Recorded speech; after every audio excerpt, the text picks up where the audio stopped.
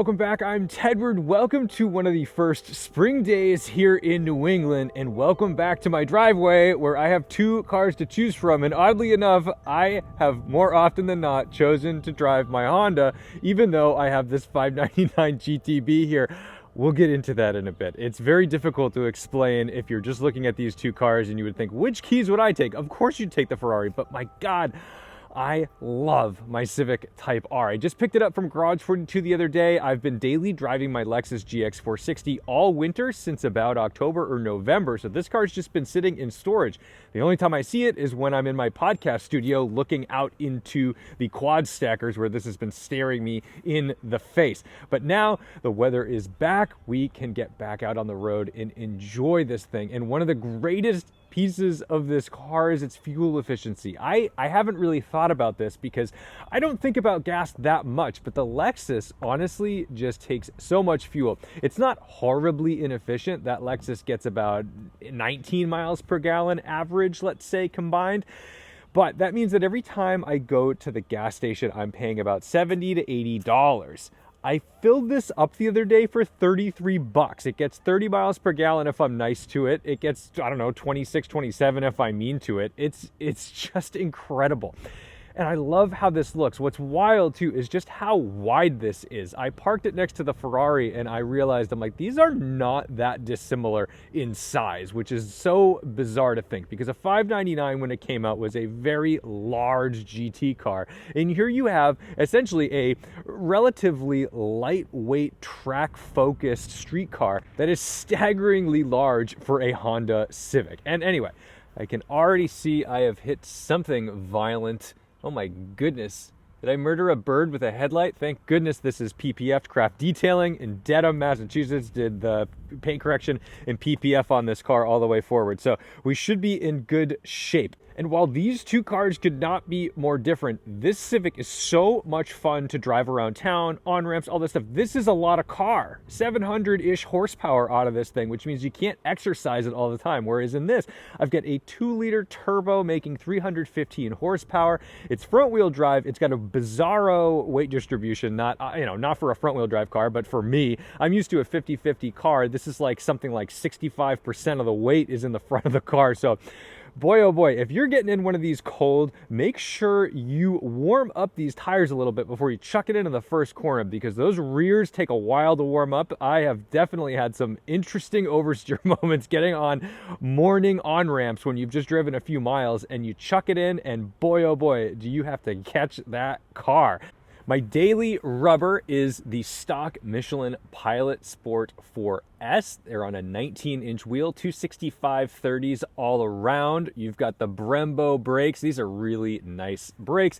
And for the track, I've got a new set of wheels that I think you're going to really like from Apex, as well as a set of Bridgestone RE71 RSs. I can't wait to put them on the car. They're like a motorsport gold color. Inside, obviously, we've got the cool Type R seats. These are super cozy and comfy.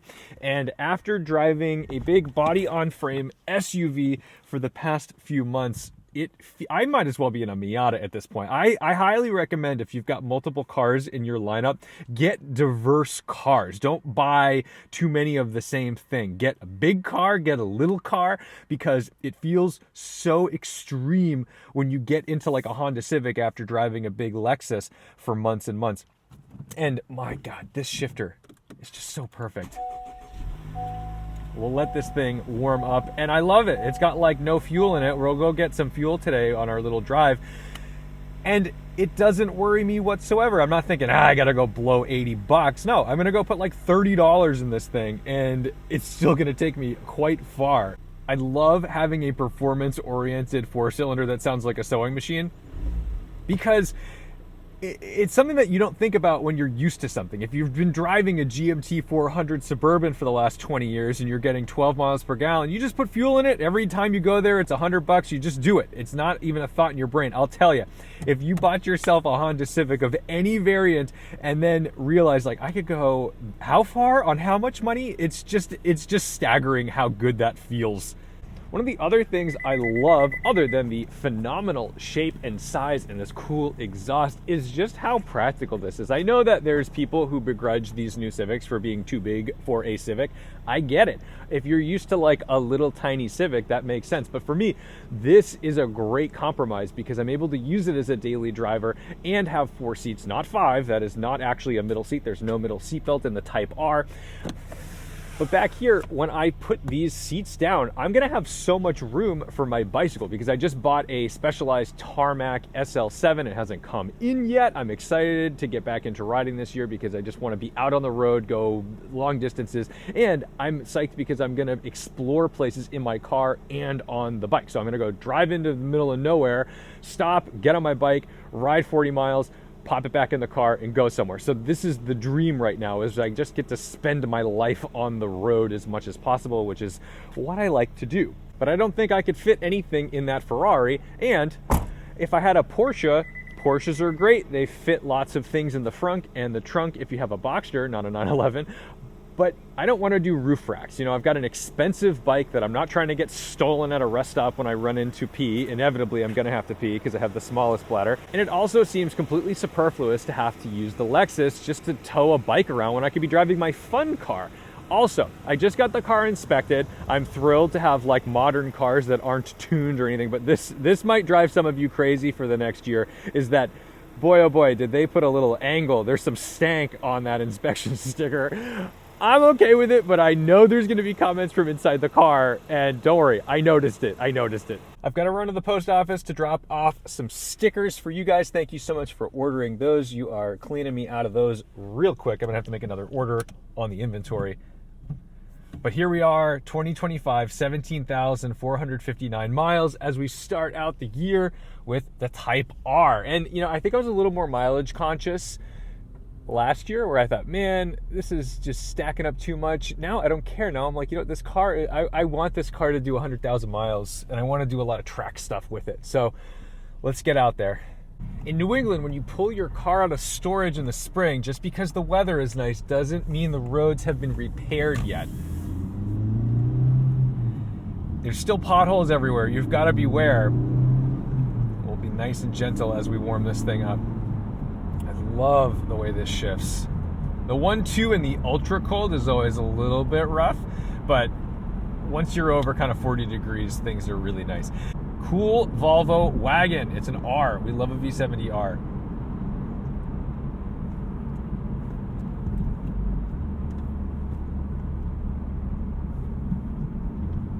So let's go into the individual mode because I think I have this set up the way I actually want it. I forget if I changed the steering setup. Let me see where we're on. Steering sport. Yeah, see, I don't like this. I don't know why I put the steering in sport mode. The steering in sport mode is too heavy. And speaking of steering, I need to get a recall done on this car because there is a steering worm gear that apparently gets gummed up or something, and it gets a little sticky, and people have the sticky steering issue on these Civics. This car is part of the recall. I've got to go have it done. I've never experienced it. My car has not exhibited any symptoms of that. The recall that I did have done was on the seat, where it was all squeaky and crazy because the welds were essentially breaking. That wasn't pretty, but I got that done real quick. And yeah, I mean, whatever. It is what it is. This is new car problems. Unfortunately, we're all beta testers in this world, but I guess it's always been that way.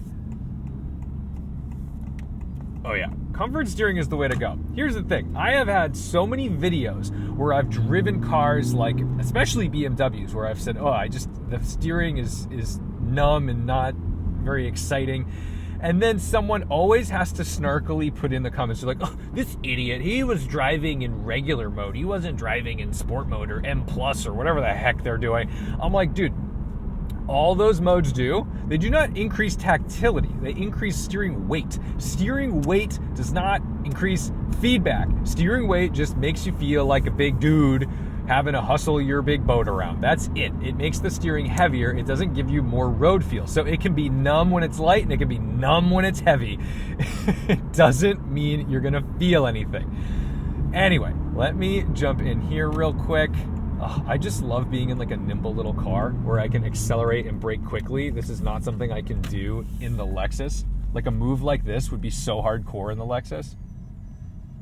Oh, my brakes are making all kinds of horrible noises. There must be like a little rock in there. Ugh, that's the worst. You hear that? Listen to this.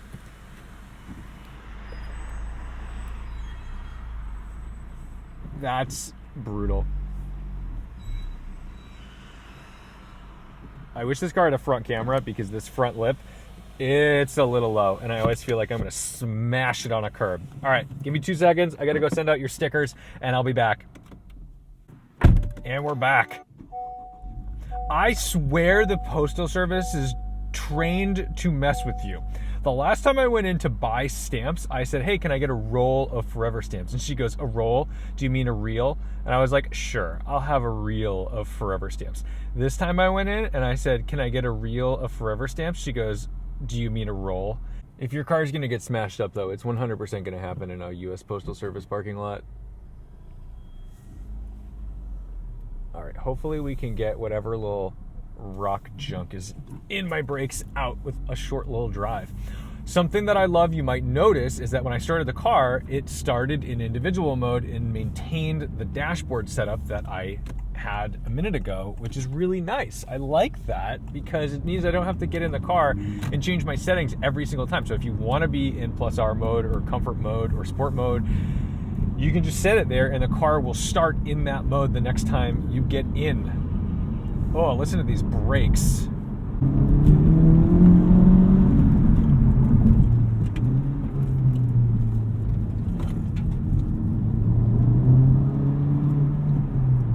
This differential is pretty magical. Sends power to the outside wheel, which is nice when you get on power. But the nice thing about this weight distribution being, I think it's even 68% front weight distribution, is that when it does start to push, which it will, you just get off throttle, the car rotates so nicely.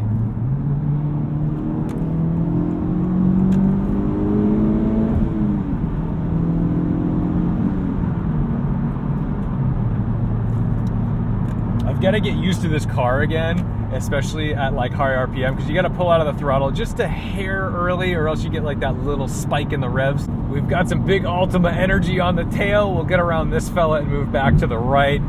Be good doobies. And one thing that I forgot that I missed about this car is like the self-steering. It has like a lane assist thing. Move over here.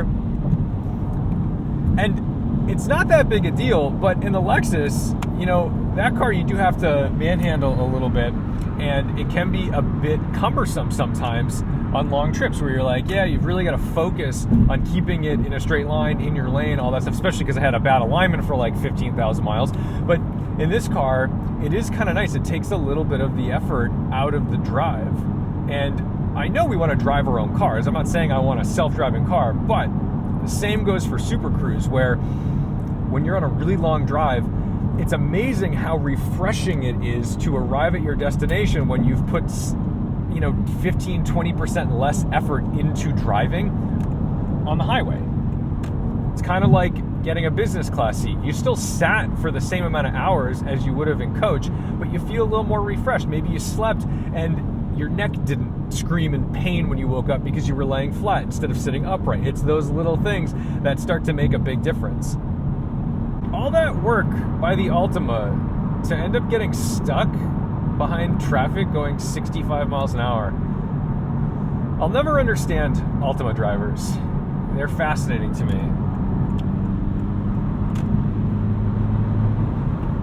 Unless he's just chilling because there's a cop. Nope. Very rarely is an Altima driver going to be smarter than you. No offense, guys, but them's the brakes.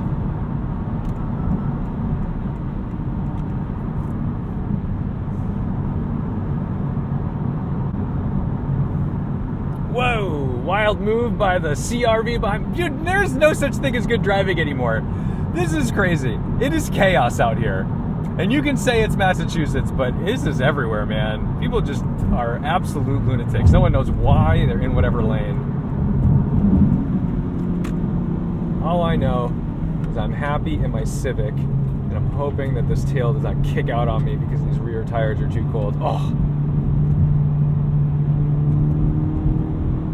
I haven't felt that feeling in a while.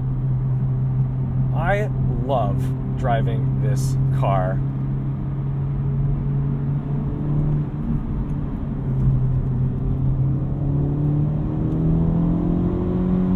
need to get out to the track soon so I can really exploit this. This is what's fun about it too, though.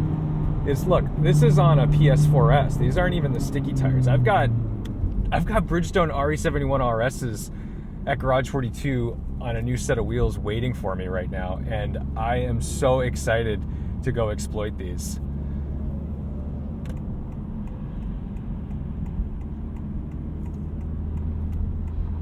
Oh goodness. Your F450 can't accelerate faster than that? I don't believe that.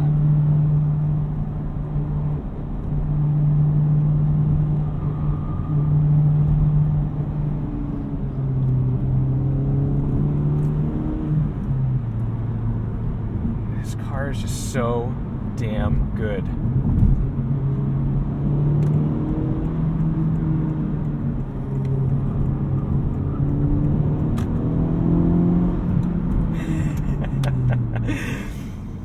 When I approach cars like that, I always make sure that I'm not gonna go ride their bumper. So I may approach quickly, but please, if you're gonna enjoy some enthusiastic driving, like don't ride someone at the end. You know, just let them do their thing.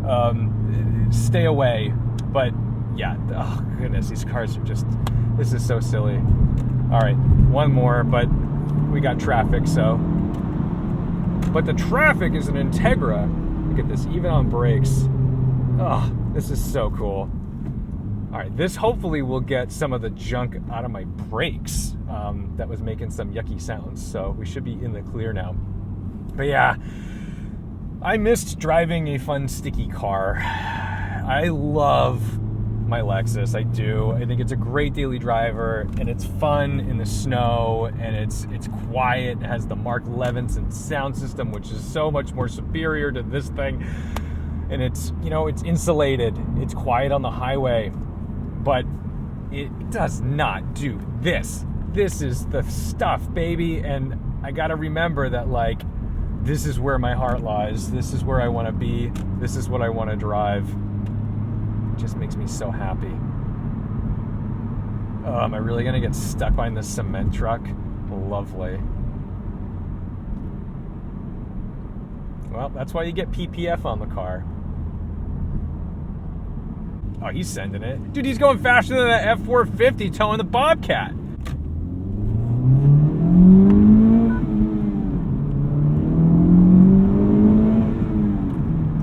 Like, I can do that in this car through a couple gears. I'm still going faster than the speed limit. I think I could explain my way out of that. But if I did that in the Ferrari, I don't think so. Pretty sure we're just having a short conversation with some metal bracelets. That's the situation.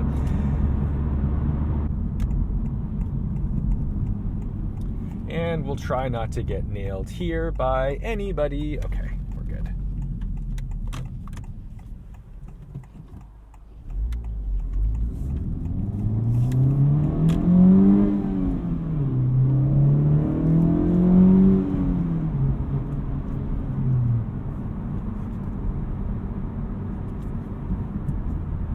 But the Honda Civic Type R, the reason I love this car, the reason why I don't see myself selling this is just because it's made daily driving fun. I highly recommend finding a car that suits the things you actually like and not simply an image. If you just buy a car based on image, you may get bored really quickly. You know, that's the thing about, you know, supercars sometimes is you're like, oh, okay, cool. Like, it's giving me the image I wanted, but like, am I comfortable and confident parking this thing everywhere? Probably not. Should it go out on short trips? Probably not. Is it an occasional car? Yeah. Do I want to deal with it if I get a flat tire? Probably not. You know, you got to wait for 3 different tow trucks because your Aventador can't go up on that. Well, oh no, he's going to scratch my front lip. Like, yep, turn him away. That's the reality of these things. Whereas, like, I love, that's not blinking, so we're not in a school zone, but I am still going to go slower. I don't love the idea of going full speed through a school zone, even when it's not an active school zone. Like, I don't know, some kid might be having a bad day, runs out on the road. Kids are crazy. Who knows? I'm not hitting a kid. But I just think that when you get a car that's like fun and entertaining, that's a beautiful Chevy, when you get a fun, entertaining car that's also well within your means financially, you're just going to have a better time. You're going to be able to thrash it. You're going to be able to use it as much as you want. You're not going to look at a 17,000 mile odometer and cringe that you just depreciated your Ferrari or your Lamborghini or your R8 or whatever the heck. It feels good when you're just like, yeah, whatever, man. Like, let's use it. I just saw this guy on Instagram who has a 700,000+ mile 996 turbo. Is he not winning? Dude, he's winning. I bet. I don't know if he bought the car new. I don't know his full story. But like, there was a time when those were $40,000 cars used. And you know what? If you put 700,000 miles on that, that is the ticket. I don't know that I'm going to do that with this thing, but you know what? If it blows an engine and requires a rebuild or whatever, it's a 2-liter Honda. It's a K-Series, man. This is the good stuff. So anyway, as we pass by Pop's Popcorn, which I've actually never had. I don't know if it's even open anymore. I know it's a seasonal thing, but that was just one of those weird things in town. I'm going to close this out. I'm really excited to take you on some journeys with this car. I'm going to, like I said, I bought a road bike. Please be kind to cyclists. A lot of cyclists are motorists, hardcore motorists at that. And it always baffles me that motorists are so angry at cyclists and don't really like bikes when it's like, you guys like watches. You love mechanical things. That's very mechanical. There's gears. It moves. It's fun. There's carbon fiber and titanium and aluminum and all kinds of great materials and stuff. So we'll get there at some point. I'm also going to take you guys out on the racetrack with this car a bit this year. I'm going to leave it stock. I don't really see any reason to tune the car. I think it's fine the way it is. I'm going to try to get as fast as I can as it sits, and then we'll tweak. We'll play with things. But anyway, thank you guys so much for watching, liking, commenting, and subscribing. Don't forget to respect the drive. Ooh, sick Land Cruiser. That's dope. Oh, there's 2 of them in there too. That's great. I only saw the blue one at first. That's great. There's an FJ80 in there too. Anyway, I'm going to keep getting distracted by everyone's toys. Don't forget to respect the drive, and I'll see you in the next one.